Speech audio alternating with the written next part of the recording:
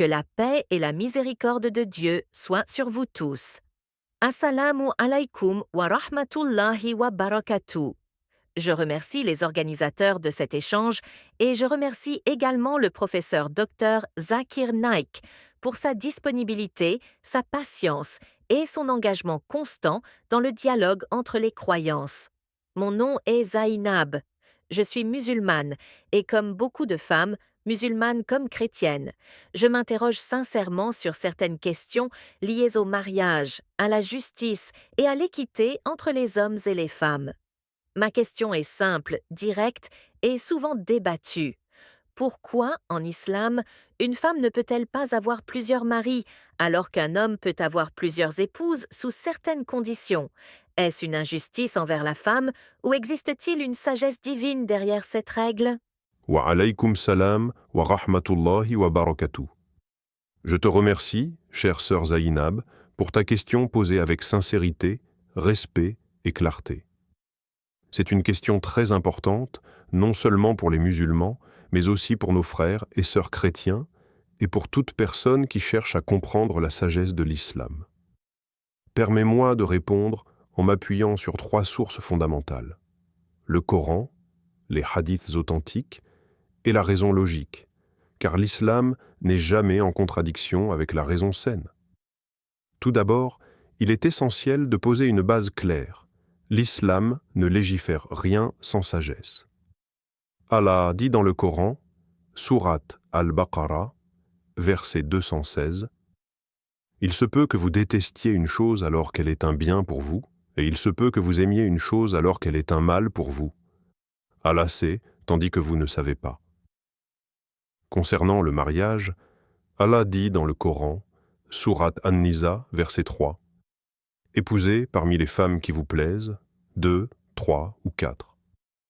Mais si vous craignez de n'être pas juste, alors une seule. » Ce verset est souvent cité, mais rarement compris dans son contexte complet.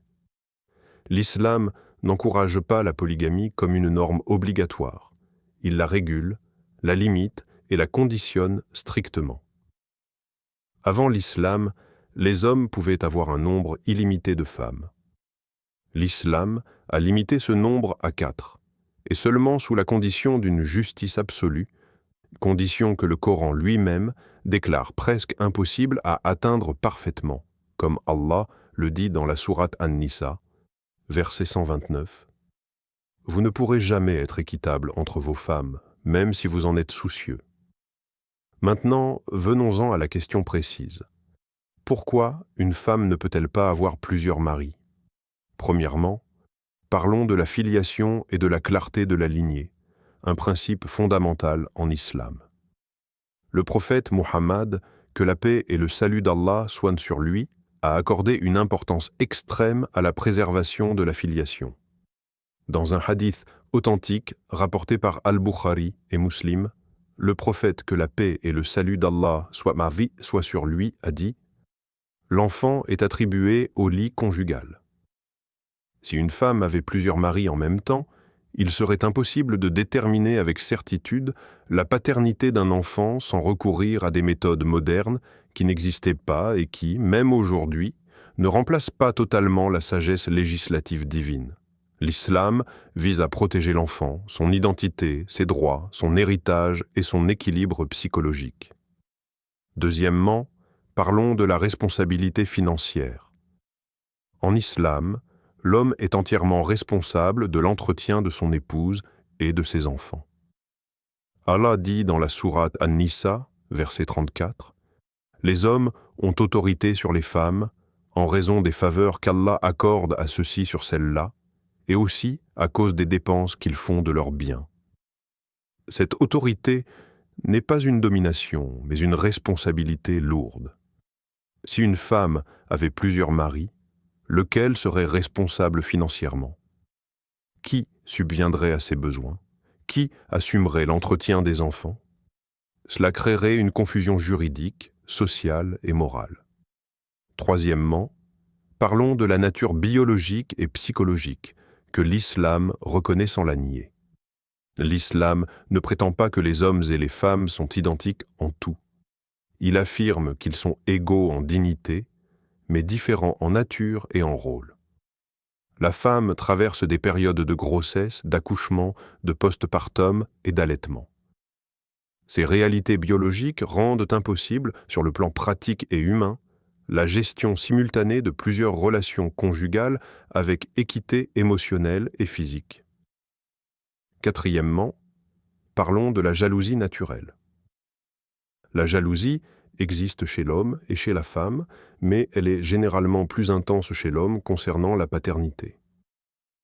Le prophète, que la paix et le salut d'Allah soient sur lui, a reconnu cette réalité humaine et l'islam en tient compte. Une société stable repose sur la clarté des liens, la confiance et la responsabilité. Cinquièmement, regardons l'histoire et les autres religions. Dans la Bible, plusieurs prophètes avaient d'ici plusieurs femmes: Abraham, Jacob, David, Salomon. La Bible ne condamne pas explicitement la polygamie masculine. Pourtant, aucune tradition biblique n'autorise la polyandrie féminine. Cela montre que cette règle n'est pas exclusive à l'islam, mais correspond à une sagesse universelle reconnue à travers les âges. Sixièmement, il est faux de dire que l'islam favorise l'homme au détriment de la femme. En réalité, l'islam protège la femme. Une femme n'est jamais obligée d'accepter la polygamie. Elle peut poser des conditions dans son contrat de mariage. Elle a le droit au divorce si elle estime que ses droits ne sont pas respectés. Elle conserve son nom, ses biens, son héritage et sa dignité. Septièmement, la polygamie en islam n'est permise que dans des cas sociaux précis: veuves, orphelins, déséquilibre démographique après les guerres. Elle n'est ni un plaisir sans limite, ni un droit absolu. Huitièmement, l'islam regarde la société dans son ensemble, pas seulement l'individu. Une règle qui peut sembler restrictive à première vue révèle souvent une sagesse profonde à long terme. Allah dit dans la sourate Al-Ahzab, verset 36, « Il n'appartient ni à un croyant ni à une croyante, une fois qu'Allah et son messager ont décidé d'une chose, d'avoir encore le choix dans leur façon d'agir. » Neuvièmement, la justice en islam ne signifie pas donner la même chose à tout le monde, mais donner à chacun ce qui correspond à sa nature et à sa responsabilité. Traiter différemment deux réalités différentes n'est pas une injustice, c'est de la sagesse. Dixièmement, enfin, l'islam appelle au dialogue, à la réflexion et à la compréhension mutuelle. Cette question ne doit pas être abordée avec émotion ou accusation, mais avec science, respect et humilité devant la sagesse divine. Je tiens à remercier sincèrement notre sœur Zainab pour cette question honnête et courageuse, et je remercie également nos frères et sœurs chrétiens pour leur écoute attentive. Si cette réponse vous a été utile, je vous invite à vous abonner, à liker, à partager cette vidéo et à commenter Allah Akbar, afin de soutenir la diffusion d'un dialogue basé sur la connaissance, le respect et la vérité. Qu'Allah nous guide tous vers ce qui est juste, éclaire nos cœurs et nous rapproche les uns des autres dans la paix et la compréhension. Wa akhiru da'wana anil hamdu lillahi rabbil alamin. Il est important de comprendre que l'islam ne traite jamais les règles du mariage comme des décisions arbitraires, mais comme des lois enracinées dans la préservation de 5 objectifs fondamentaux que les savants appellent Maqasid ash-Sharia. La protection de la religion, de la vie, de la raison, de la descendance et des biens. La question de la polyandrie, c'est-à-dire le fait qu'une femme ait plusieurs maris simultanément, touche directement à au moins 3 de ces objectifs: la descendance, la raison et la stabilité sociale. Lorsque le Coran insiste sur la clarté de la filiation, ce n'est pas une simple question administrative. Allah accorde à l'identité familiale une valeur spirituelle et morale. Dans la sourate Al-Furqan, verset 54, Allah dit « C'est lui qui de l'eau a créé une espèce humaine qui l'unit par les liens de la parenté et de l'alliance. » Cela montre que les liens familiaux ne sont pas seulement biologiques, mais aussi sociaux et spirituels. Une confusion dans la paternité entraîne une confusion dans les responsabilités éducatives, affectives et morales. L'enfant a le droit de savoir qui est son père, non seulement pour des raisons d'héritage, mais aussi pour sa construction identitaire. Certains pourraient dire, aujourd'hui, avec la science moderne et les tests ADN, ce problème pourrait être résolu, mais l'islam ne légifère pas uniquement pour une époque technologique donnée. L'islam légifère pour toutes les sociétés, tous les lieux et toutes les époques. De plus, même avec la science moderne, la question ne se limite pas à savoir qui est le père biologique. Elle concerne aussi la responsabilité morale continue, l'éducation, l'autorité parentale et la stabilité émotionnelle. La loi islamique vise la prévention des conflits avant qu'ils ne naissent, plutôt que leur résolution après coup. Un autre point essentiel concerne la justice émotionnelle. L'islam exige de l'homme qui a plusieurs épouses une justice non seulement matérielle, mais aussi dans le temps, l'attention et le respect. Le prophète Muhammad, que la paix et le salut d'Allah soient qu'il est sur lui, a dit, dans un hadith rapporté par Abu Daoud, « Celui qui a 2 épouses et penche vers l'une au détriment de l'autre viendra au jour de la résurrection avec un côté penché. » Cette responsabilité est déjà extrêmement lourde pour l'homme. Si l'on imagine maintenant une femme avec plusieurs maris, la question devient encore plus complexe. Les hommes, par nature et par psychologie, ont une sensibilité particulière à la question de l'exclusivité conjugale et de la paternité. L'islam reconnaît cette réalité humaine au lieu de l'ignorer. Il faut aussi parler de la dimension sanitaire et médicale. L'islam est une religion de prévention. Le prophète, que la paix et le salut d'Allah soient sur lui, a dit « Il n'y a ni préjudice, ni réciprocité dans le préjudice. » Une relation conjugale impliquant plusieurs partenaires masculins pour une même femme augmente considérablement les risques sanitaires, surtout dans des sociétés où les moyens de prévention et de suivi médical ne sont pas toujours disponibles. L'islam ferme la porte à ce qui peut conduire à un mal certain ou probable. Du point de vue social, la polyandrie perturbe l'équilibre des rôles et des devoirs. En islam, le mari a des obligations claires, la dot, la subsistance, le logement, la protection. Ces obligations ne sont pas symboliques, elles sont juridiquement contraignantes. Si une femme avait plusieurs maris, ses obligations deviendraient l'ombre et floues. Qui paie la dot? Qui assure le logement? Qui est tenu responsable en cas de conflit ou de divorce? L'islam évite cette ambiguïté en établissant un cadre clair. Il est également important de souligner que l'islam ne compare jamais la polygamie masculine et la polyandrie féminine comme 2 réalités symétriques. Elles ne le sont pas. L'égalité en islam ne signifie pas la similitude absolue, mais l'équité. Allah dit dans la sourate Al-Baqarah, verset 228, « Les femmes ont des droits équivalents à leurs obligations, conformément au convenable. » Ce verset montre que les droits et devoirs sont équilibrés, mais pas nécessairement identiques dans leur forme. Pour nos frères et sœurs chrétiens présents ici, il est utile de rappeler que la Bible elle-même insiste sur la clarté de la lignée et sur la responsabilité paternelle. Même si le christianisme institutionnel moderne prône la monogamie stricte, il n'existe aucun exemple biblique de polyandrie autorisée ou encouragée. Cela montre que cette question dépasse l'islam et touche à une sagesse humaine universelle reconnue par différentes traditions. Certains critiques affirment que l'interdiction de la polyandrie serait une preuve que l'islam serait patriarcal. Mais si l'on regarde honnêtement les droits accordés à la femme en islam, on constate le contraire. La femme a le droit de refuser un mariage. Elle a le droit de demander le divorce. Elle a le droit à l'héritage. Elle a le droit à l'éducation. Elle a le droit à la dignité et au respect. Une religion qui reconnaît tous ces droits ne peut pas être accusée d'injustice structurelle sans une analyse sérieuse et honnête. Il est aussi crucial de comprendre que la polygamie masculine en islam n'est pas une obligation, ni même une recommandation générale. Le prophète, que la paix et le salut d'Allah soient sur lui lui-même, a vécu la majeure partie de sa vie adulte dans un mariage monogame avec Khadija, qu'Allah soit satisfait d'elle. Cela montre clairement que la norme morale et affective en islam reste la stabilité, la fidélité et la responsabilité.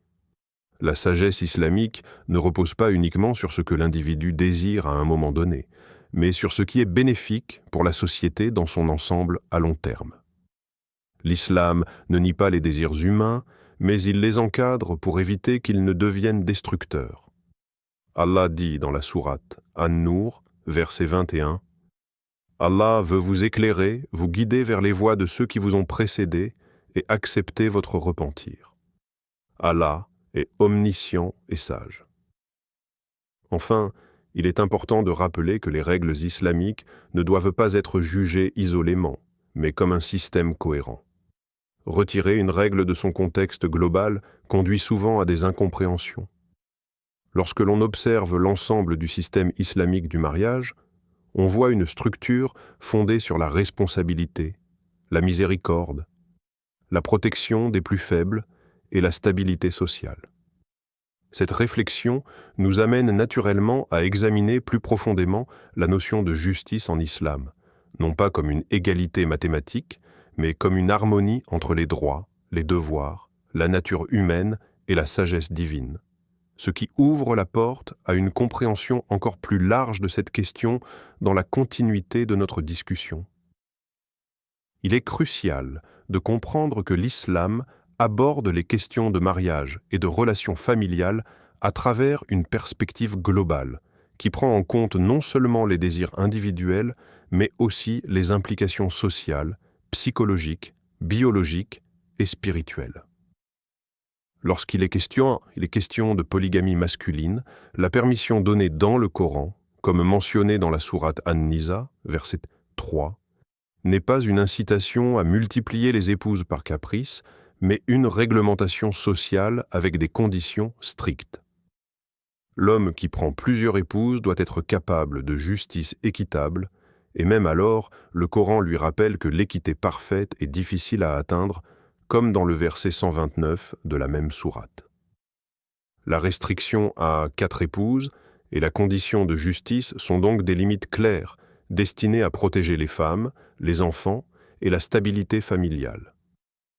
Ces lois ne sont pas arbitraires, elles sont établies sur la base de réalités humaines et de la sagesse divine.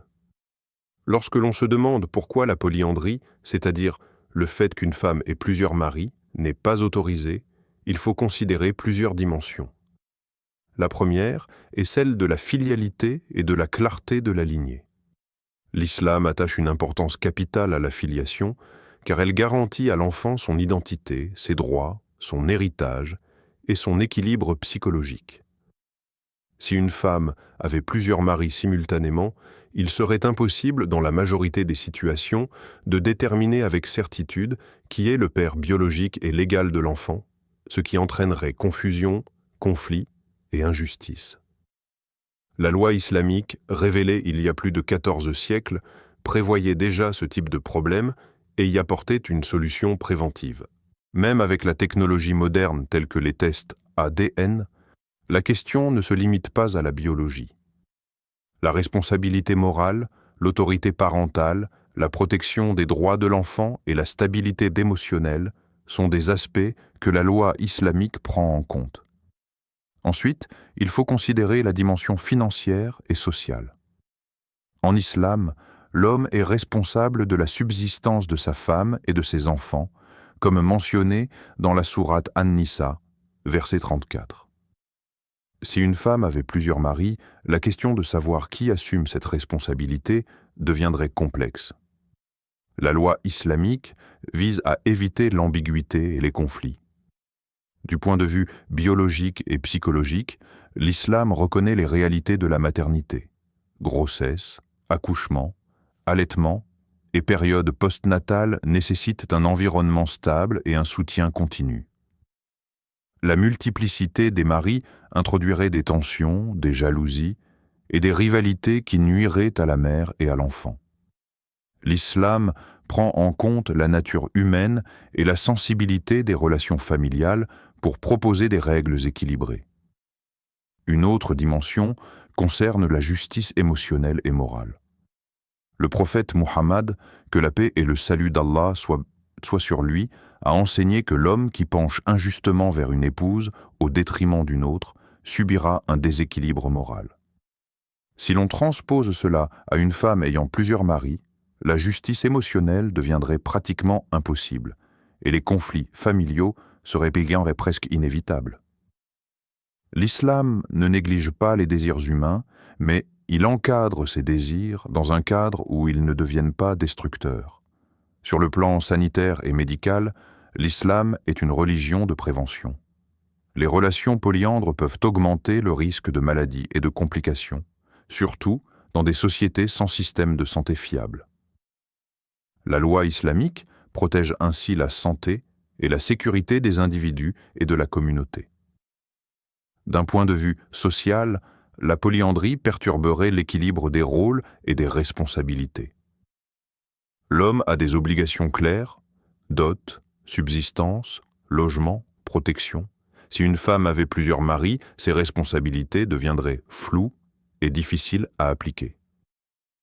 L'islam établit donc une structure claire pour éviter ce chaos potentiel. La notion d'égalité en islam ne signifie pas uniformité absolue.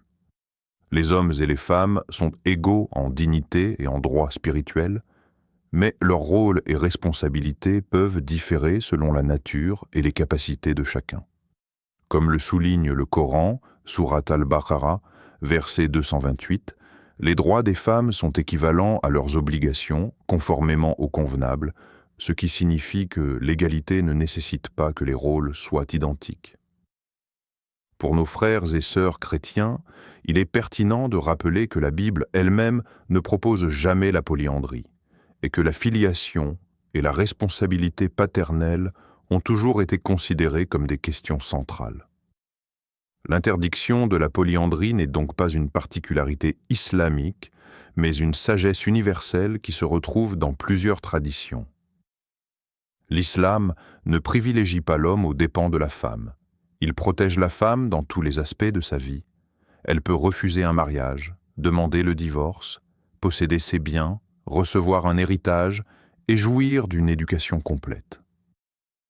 La polygamie masculine, quand elle est autorisée, ne constitue pas une obligation et n'est permise que dans des contextes précis, tels que la protection de veuves et d'orphelins, ou la prise en charge de déséquilibres sociaux, et même dans ces cas, elle est strictement encadrée.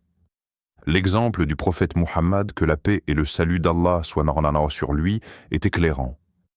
Il a vécu la majeure partie de sa vie adulte dans un mariage monogame avec Khadija, qu'Allah soit satisfait d'elle, ce qui montre que la norme morale et affective reste la fidélité, la responsabilité et la stabilité conjugale. La loi islamique se base également sur la prévention plutôt que sur la résolution des problèmes après qu'ils se soient manifestés.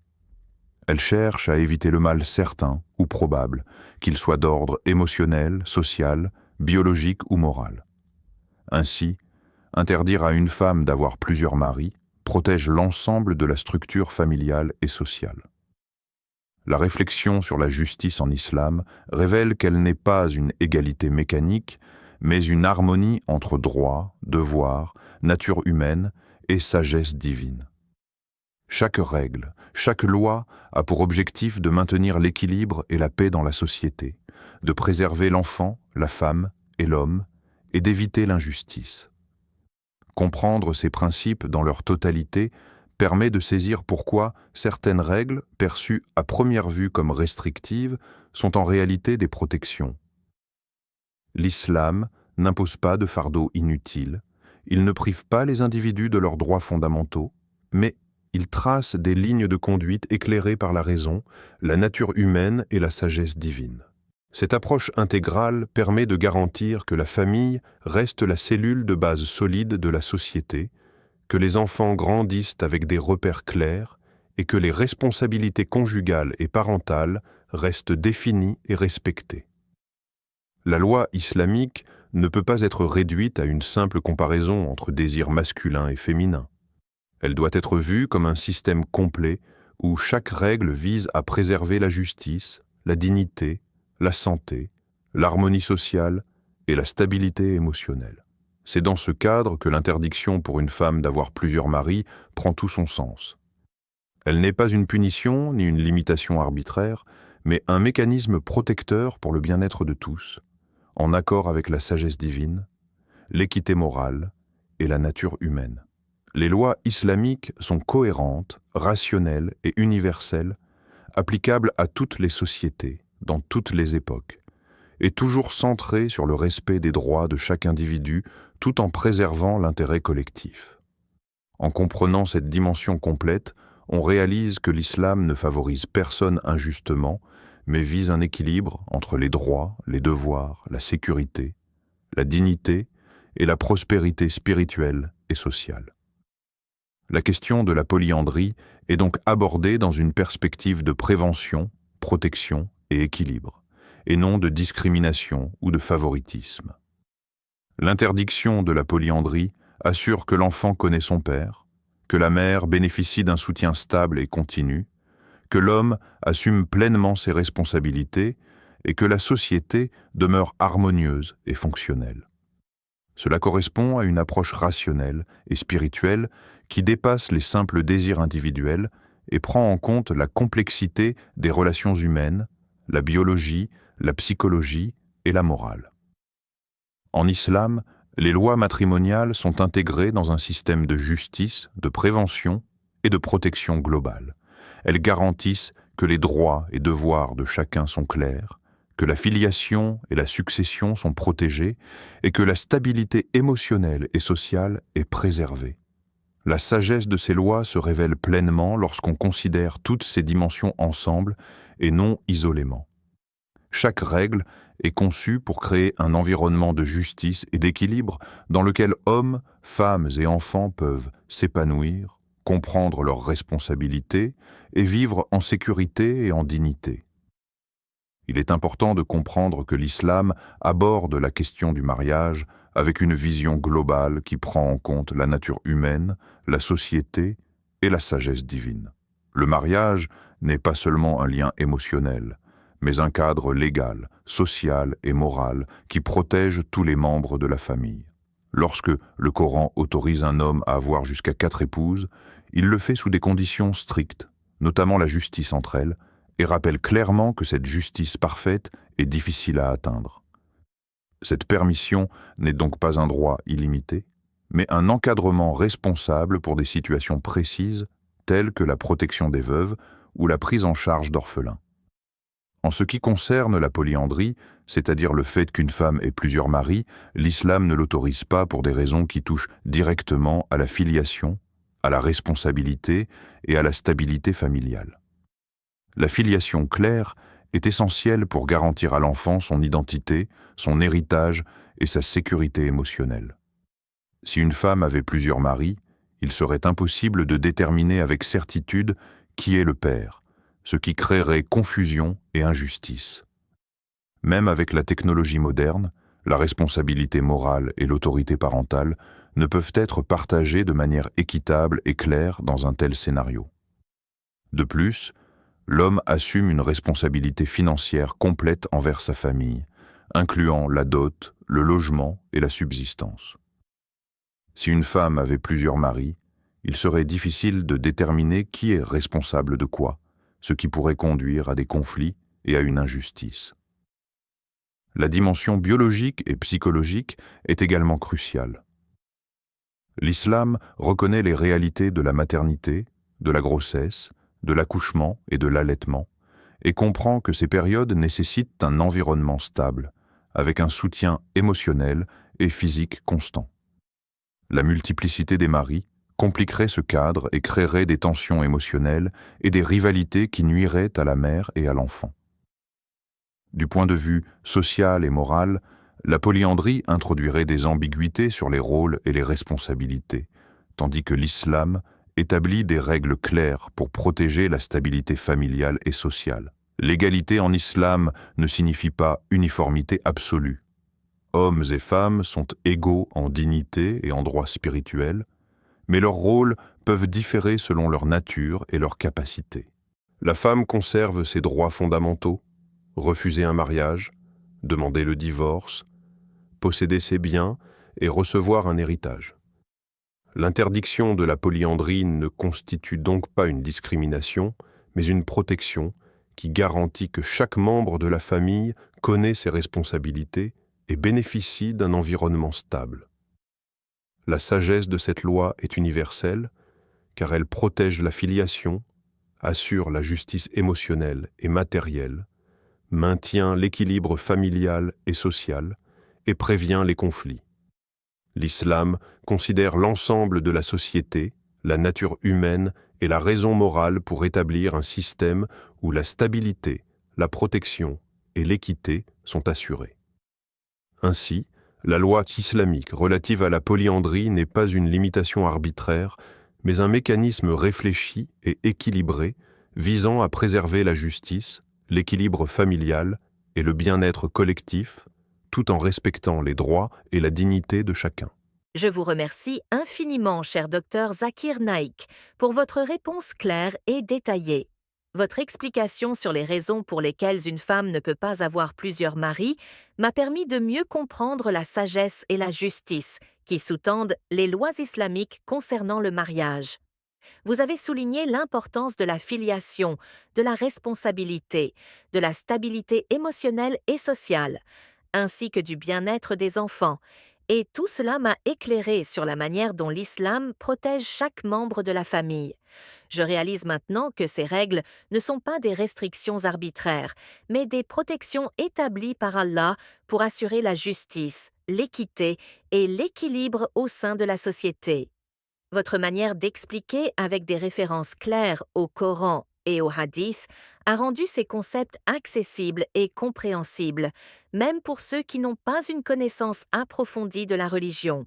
Qu'Allah vous bénisse, cher professeur Dr Zakir Naik, pour votre dévouement à l'éducation, votre patience et votre engagement à rapprocher les croyances tout en maintenant un dialogue respectueux et éclairant. Je suis profondément reconnaissante d'avoir eu cette occasion d'apprendre de vous et de comprendre la sagesse derrière ces enseignements, et je prie pour qu'Allah continue de vous guider et de vous accorder force et santé dans votre noble mission. Je vous remercie infiniment, cher docteur Zakir Naik, pour votre réponse claire et détaillée. Votre explication sur les raisons pour lesquelles une femme ne peut pas avoir plusieurs maris m'a permis de mieux comprendre la sagesse et la justice qui sous-tendent les lois islamiques concernant le mariage. Vous avez souligné l'importance de la filiation, de la responsabilité, de la stabilité émotionnelle et sociale, ainsi que du bien-être des enfants, et tout cela m'a éclairé sur la manière dont l'islam protège chaque membre de la famille. Je réalise maintenant que ces règles ne sont pas des restrictions arbitraires, mais des protections établies par Allah pour assurer la justice, l'équité et l'équilibre au sein de la société. Votre manière d'expliquer avec des références claires au Coran et au Hadith a rendu ces concepts accessibles et compréhensibles, même pour ceux qui n'ont pas une connaissance approfondie de la religion. Qu'Allah vous bénisse, cher professeur Dr Zakir Naik, pour votre dévouement à l'éducation, votre patience et votre engagement à rapprocher les croyances tout en maintenant un dialogue respectueux et éclairant. Je suis profondément reconnaissante d'avoir eu cette occasion d'apprendre de vous et de comprendre la sagesse derrière ces enseignements. Et je prie pour qu'Allah continue de vous guider et de vous accorder force et santé dans votre noble mission.